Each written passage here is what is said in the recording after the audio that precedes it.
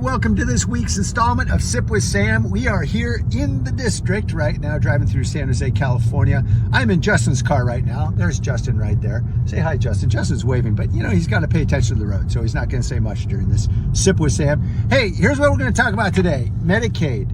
It is coming out as hard because you're probably hearing there's a lot of concern about potential cuts to Medicaid, given the orders that have been uttered by House Republicans to a committee called Energy and Commerce that has jurisdiction over Medicaid and Medicare.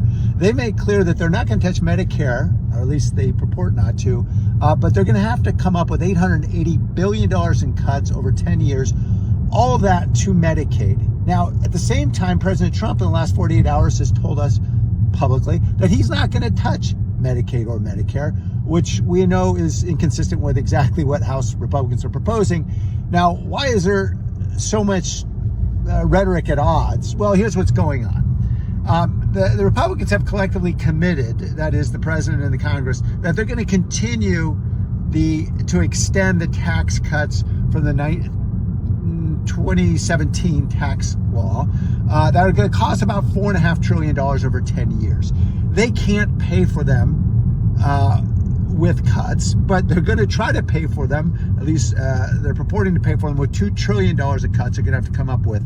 And each committee in the House is assigned to come up with their own ideas for how to cut in the areas over which they have jurisdiction. Now, Energy and Commerce has jurisdiction over Medicaid and Medicare, and they're told that 44% of the cuts have to come out of that committee, overwhelmingly out of Medicaid.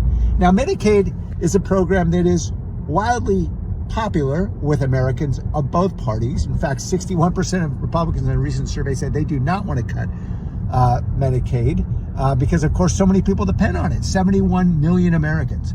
2/3 of folks who are in nursing homes depend on Medicaid. Nearly half the births in the United States of America are paid for with Medicaid. This is an incredibly important program, and you better believe we're going to fight for it. Now, I've been talking to a lot of folks, hospitals and health systems, most recently with county officials. I just came out of the office of Supervisor Ellenberg, and she is concerned, as many are, that in particular California could be vulnerable because we have a more generous Medicaid program, and these cuts could be targeted to states like New York and California, where they can make cuts that will affect the states that are more supportive of Medicaid and essentially protect less protective states.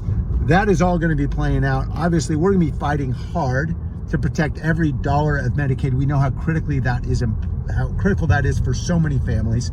We know there are a lot of places to cut in this budget. And by the way, some good announcements. Pete Hegseth announced he's going to start taking a look at defense.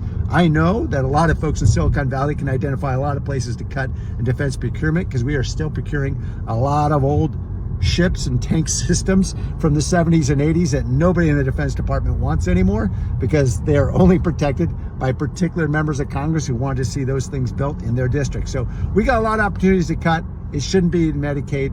More on this in the days and weeks ahead. Thanks so much.